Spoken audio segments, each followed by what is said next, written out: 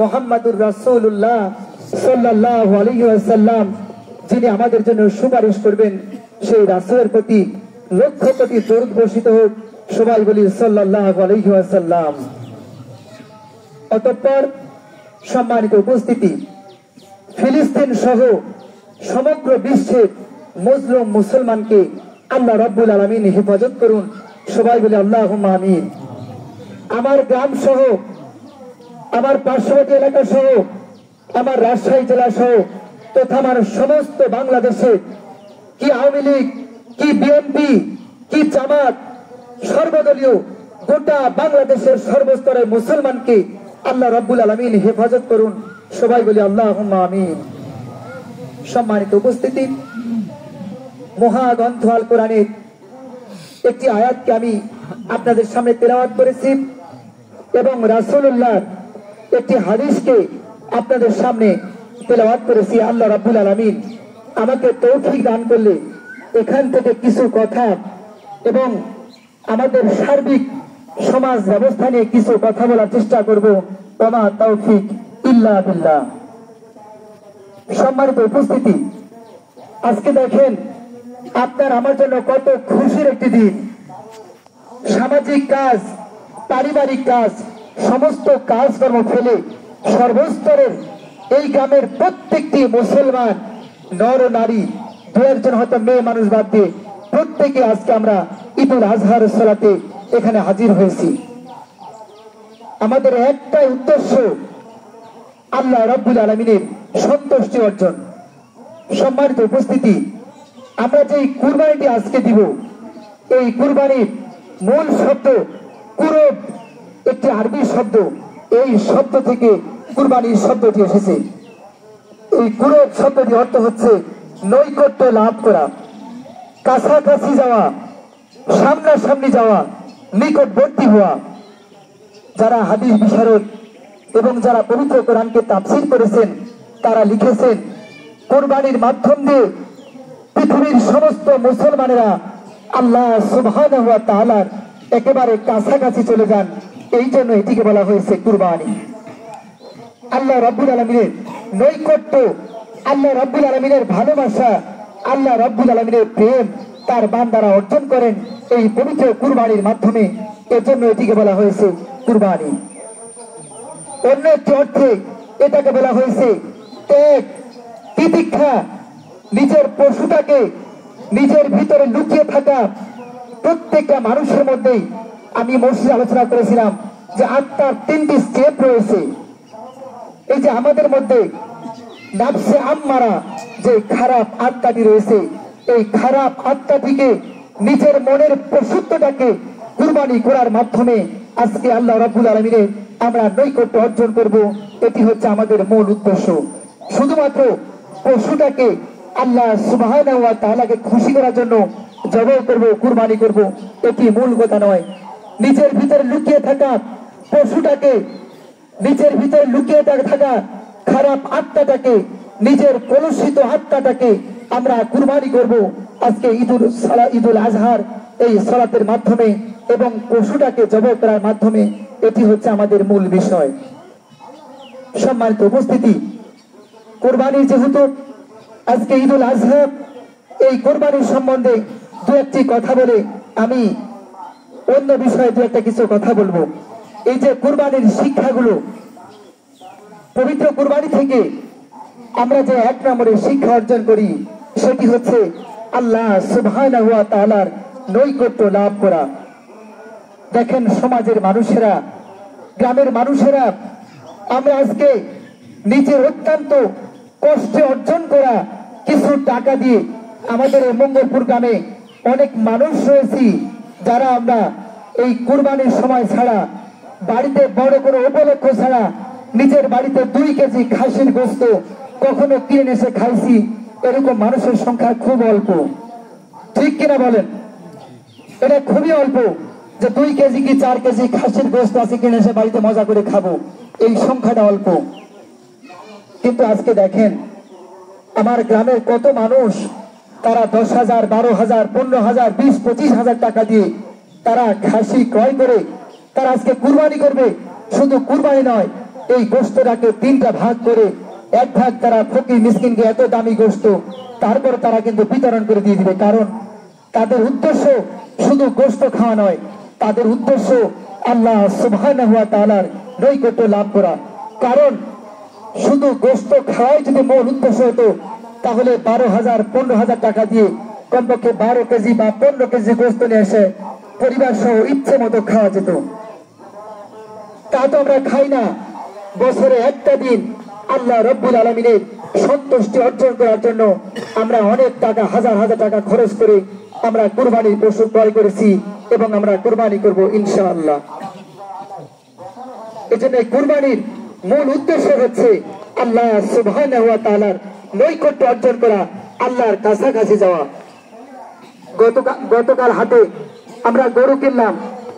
আফসোস, অনেক পরিচিত মানুষ কাছে এসে বলছেন, ভাই এই গরুটা আমাদের কয়েক ভাগই পছন্দ করছে, আর কেউ কেউ বলছে না এটা তো গোশত কম হবে, ওই গরুর গোশত বেশি হবে, ওটা কিনলে কেমন হয়। আমি বললাম যে তোমরা তাহলে গোশত কিনে খাও, কোরবানি করার দরকার নাই। কোরবানির মূল উদ্দেশ্য হবে দেখতে সুন্দর এমন একটা পশু আপনি ক্রয় করবেন আপনার সাধ্য মোতাবেক।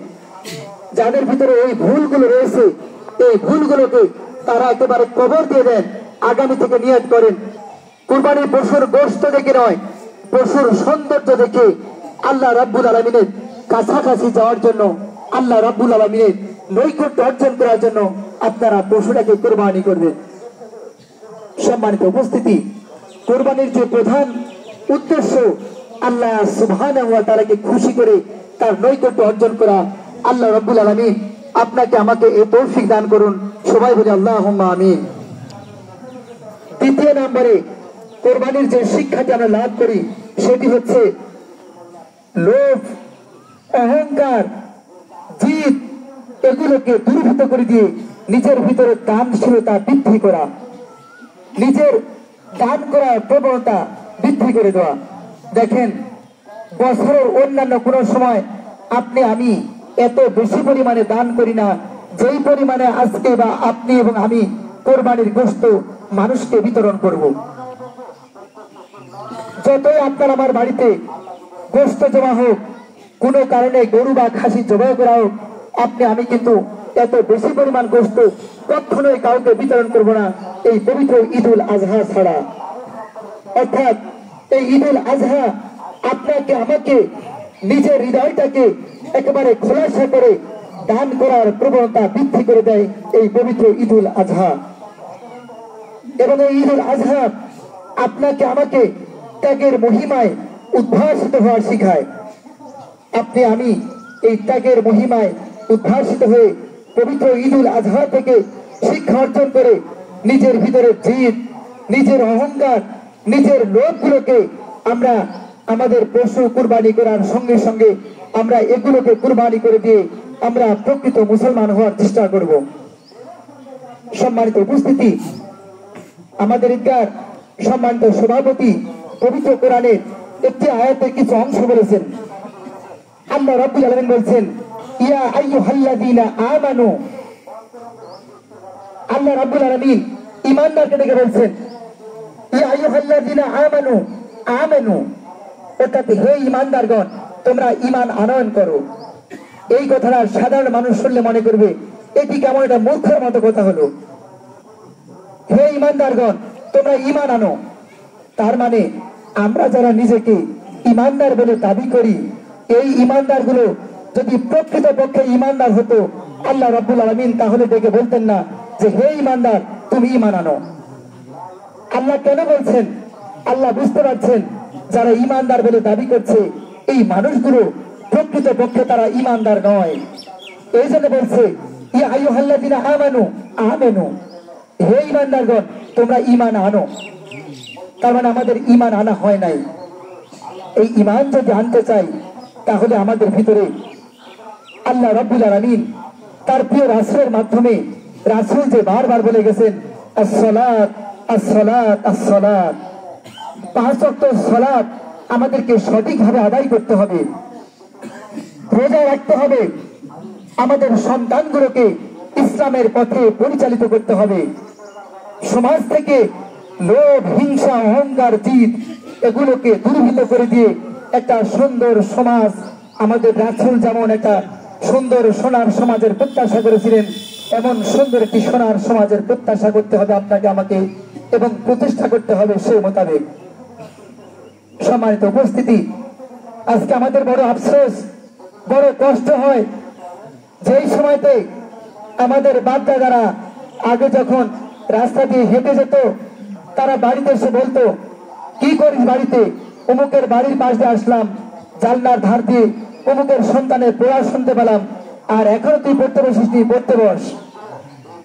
বড় আফসোস, আজকে কতজনার জানালার পাশ দিয়ে আপনার আমরা হেঁটে যাই, কারো বাড়ি থেকে পড়ার শব্দ আসে না, হয় টিভির সাউন্ড, মোবাইলের গানের সাউন্ড, নাহলে টিকটকের সাউন্ড, না হলে অশ্লীলতা বেহায়াপনার সাউন্ড আপনার আমার কানে চলে যায়।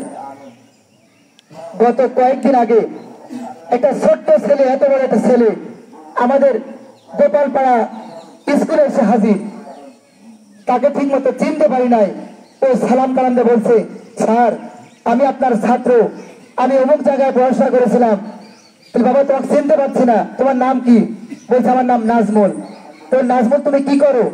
বলছে স্যার আমি বিসিএস কমপ্লিট করে নওগাঁ সরকারি কলেজের এখন প্রফেসর হয়েছি, এবং সামনে আরো বিসিএস এর ভাইবা আছে, সবগুলো বিসিএস এর ভাইবা ভালো হয়েছে, আরো সামনে ভাইবা আছে, হয়তো আমি অ্যাডমিন ক্যাডারে ইওনো বা অ্যাসিল্যান্ট এগুলো হয়ে যাবে, স্যার দোয়া করেন।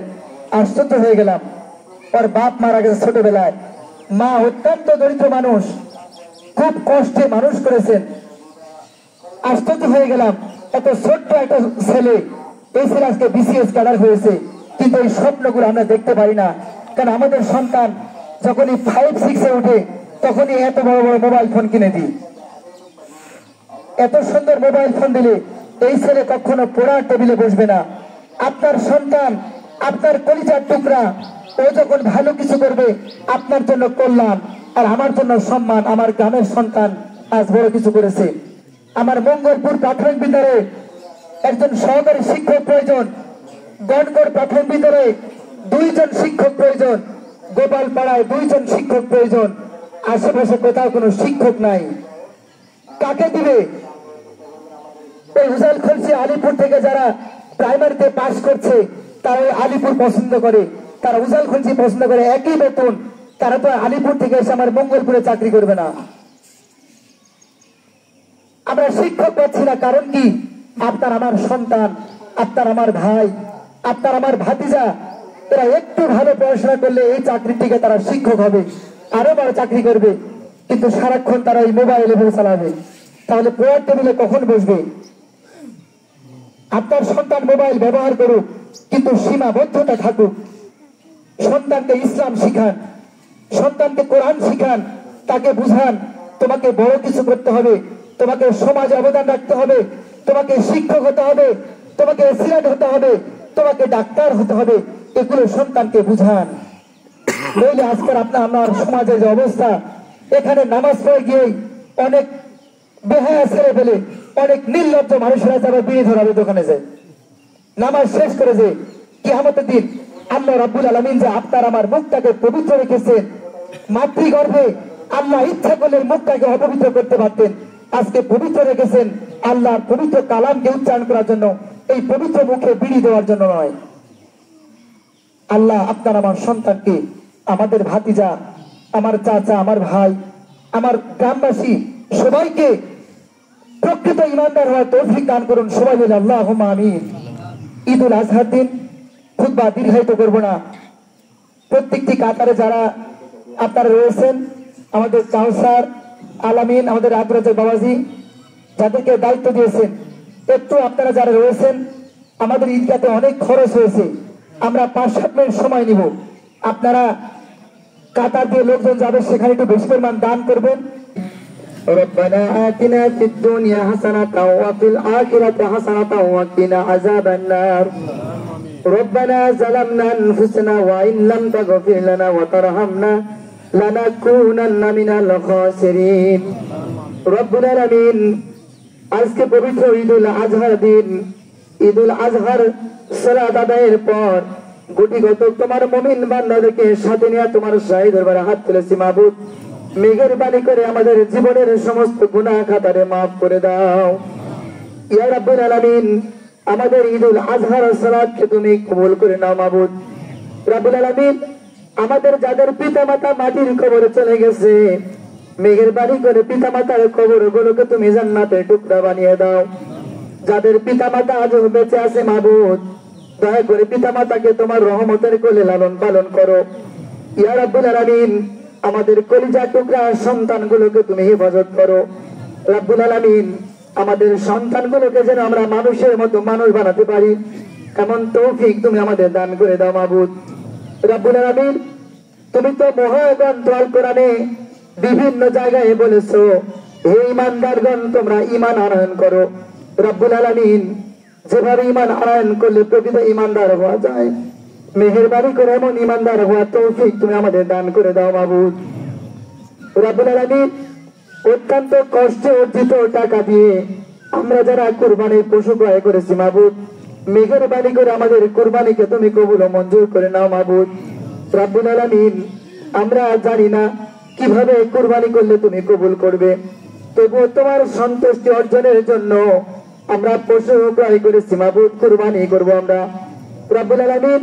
তুমি দয়া করে আমাদের কুরবানিকে কবুল করে নাও, আমাদের নিয়াতকে কবুল করে নাও, আমাদের প্রতি তুমি সন্তুষ্ট হয়ে যাও মাবুদ রাব্বুল আলামিন। আজকে যে ঈদগাহে আমরা সালাত আদায় করলাম, এত সুন্দর একটি পরিবেশ, অনেকে ইট দান করেছে, সিমেন্ট দান করেছে, নগদ টাকা দান করেছে, বালি দান করেছে মাবুদ রাব্বুল আলামিন। কি চাইবো তোমার কাছে জানি না, দুনিয়াতে কিছু দাও বা না দাও, কিয়ামতের দিন এই দানের বিনিময়ে জান্নাতুল ফেরদাউসের মধ্যে একটু জায়গা করে দিও মাবুদ রাব্বুল আলামিন। আমার গ্রামের গরিব মানুষ অনেক কষ্টে দান করেছে মাবুদ, কেউ 2 টাকা 5 টাকা থেকে শুরু করে 5000 টাকা পর্যন্ত দান করেছে মাবুদ রাব্বুল আলামিন। যাই যেই দান করুক না কেন, মেহেরবানি করে দানের বিনিময়ে কিয়ামতের দিন তুমি তাদেরকে জাহান্নাম থেকে মুক্ত করে দিও মাবুদ রাব্বুল আলামিন। গতদিনে আমার এক বড় ভাই লুৎফর রহমান মারা গেছেন, তার পরিবার থেকে দান করা হয়েছে, অনেকের পরিবার থেকে আজকে দান করা হয়েছে মাবুদ রাব্বুল আলামিন। যারা মারা গেছে তাদেরকে ক্ষমা করে দাও, যারা বেঁচে আছে তাদেরকে ঈমানদার হওয়া তৌফিক দান করে দাও মাবুদ রাব্বুল আলামিন। আজকে অনেকে যারা দান করলো, মেহেরবানি করে প্রত্যেকের দানকে তুমি কবুল ও মঞ্জুর করে নাও মাবুদ রাব্বুল আলামিন। ফিলিস্তিনের মুসলমানকে তুমি হেফাজত করো, সারা বিশ্বের মুসলিম মুসলমানকে হেফাজত করো। আমাদের প্রাণপ্রিয় বাংলাদেশের প্রত্যেকটি মানুষ, বিশেষ করে আমার মঙ্গলপুর, জামলই, আনুলিয়া, পার্শ্ববর্তী গ্রামের সমস্ত মানুষগুলোকে তুমি হেফাজত করো মাবুদ। রব্বানা তাকাব্বাল মিন্না ইন্নাকা আনতাস সামিউল আলিম ওয়া তুব আলাইনা ইন্নাকা আনতাত তাওয়াবুর রহিম।